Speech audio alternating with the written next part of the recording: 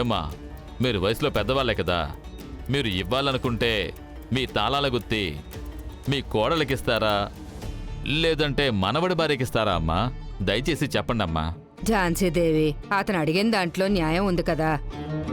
అది నీకు తెలీదు కమల. నాకు బంగారీ చేతికి బాధ్యతనిస్తేనే సరిగ్గా ఉంటుందనిపిస్తోంది. ఆ?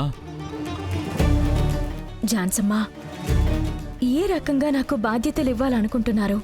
నేను వయసులోనూ చిన్నదాన్ని, నాకు చాలా ధైర్యం ఉందని మీరు అనుకోవచ్చు. కానీ తూకంలో మా అత్తయ్యకి ఉన్న అనుభవంతో తూగాలంటే ఏనుగుని తీసుకొచ్చినా సరిపోదు. నాకు సంబంధించినంత వరకు అత్తనే దీనికి సరైన వ్యక్తి. బంగారీ, నేను తీసుకున్న నిర్ణయం తప్పు అంటావా? చచా, నేను అలా అనడం లేదు ఝాన్సమ్మా.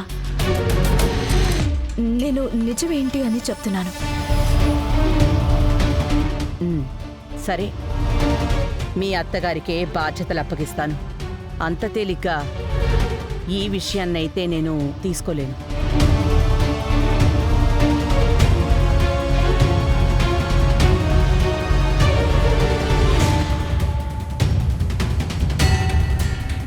దానికి నేను చాలా పోటీలు పెడతాను. అందులో నువ్వు మీ అత్త పార్టిసిపేట్ చెయ్యాలి. అందులో ఎవరు గెలుస్తారో వాళ్ల చేతికే నేను మన ఇంటి తాళాలిస్తాను. ఏమంటావు బంగారీ?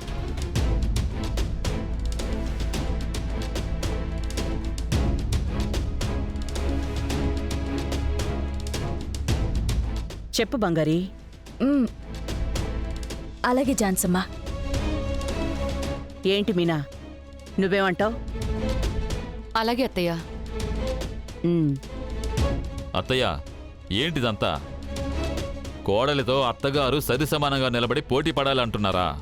బావా, వాళ్లే ఒప్పేసుకున్నారు, ఇంకేంటి సమస్య?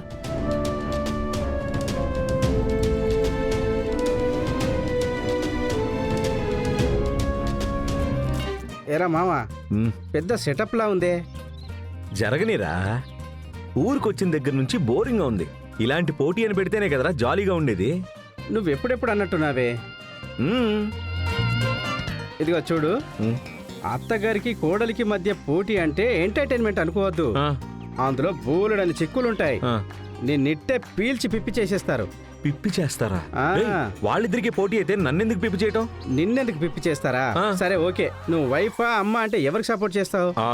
అది అంటే అని నా దగ్గర తడబడుతున్నావు. ఏమ్మా, ఇప్పుడే కదా పెళ్ళైంది, పోను పోను అంతా అదే తెలుస్తుందిలే. మావా, నీకు అసలు పెళ్ళే కాలేదు కదరా, నీకెలా తెలుసురా ఇదంతా? ఇది ఇంకా ఇంట్రెస్టింగ్ గా ఉంటుంది చూడు. ఏం చెప్తే ఏ మొత్తం చేసుకుంటాడో ఏంటో. ఛీ,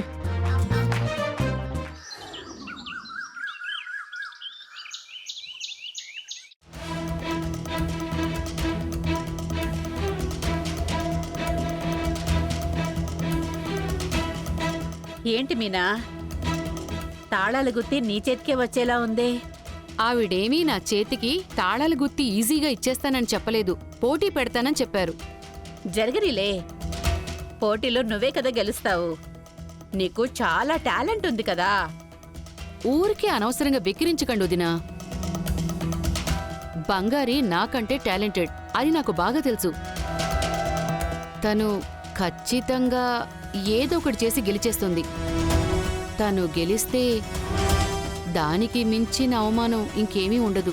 నువ్వెలా గెలవనిస్తావు చెప్పు?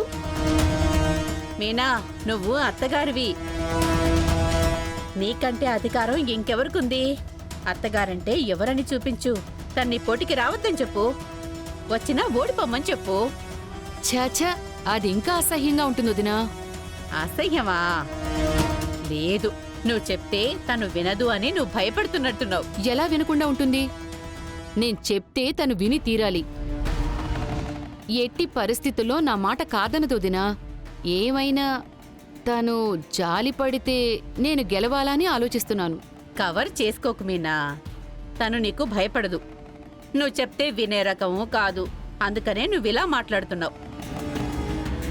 నువ్వు కావాలంటే చూడు, తను ఈ పోటీలో గెలిచి నీ మొహం మీద బురద చల్లి తాళాల గుత్తితో తిప్పుకుంటూ ఇంట్లో తిరుగుతుంది. ఆ తర్వాత ఇంకేముంది, ఇప్పటికే తన రాజ్యమే ఇంట్లో నడుస్తోంది. ఇక తిరుగు లేకుండా అందరి తలల మీదకెక్కి ప్రతిదాన్ని 1000 క్వశ్చన్స్ వేస్తూ ఉంటుంది. అన్నిటికీ సమాధానం చెప్తూ కూర్చోవాలి. అప్పుడు చూడాలమ్మా, నువ్వు అత్తగారివా లేకపోతే నీకు బంగారి అత్తగారా అని మేమే కన్ఫ్యూజ్ అయిపోతాం. వదినా, కోపడుకు మీనా. నీకు నిజంగా ధైర్యం ఉంటే నీ కోడల్ని ఓడిపోమని చెప్పు. తనే గెలుస్తుందని నువ్వే చెప్తున్నావు కదా.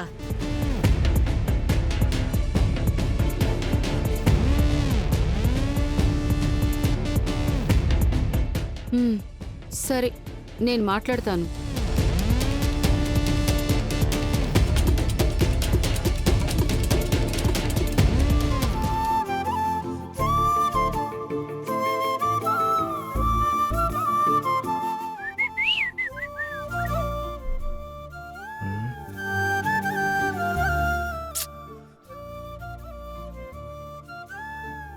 నో.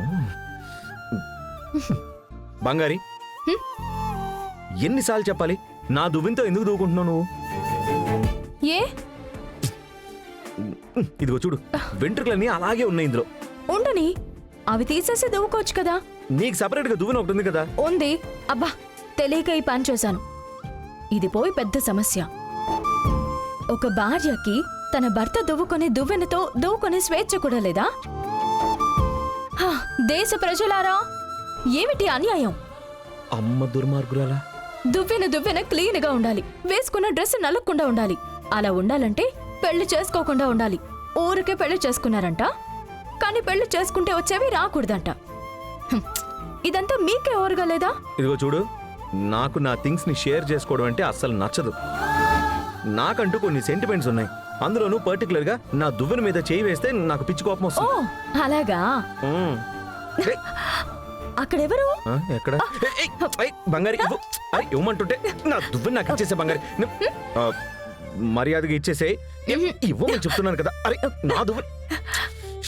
ఇంకా కోపం రానివ్వండి. ఆ కోపంలో మీరేం చేస్తారో నేను చూస్తాను.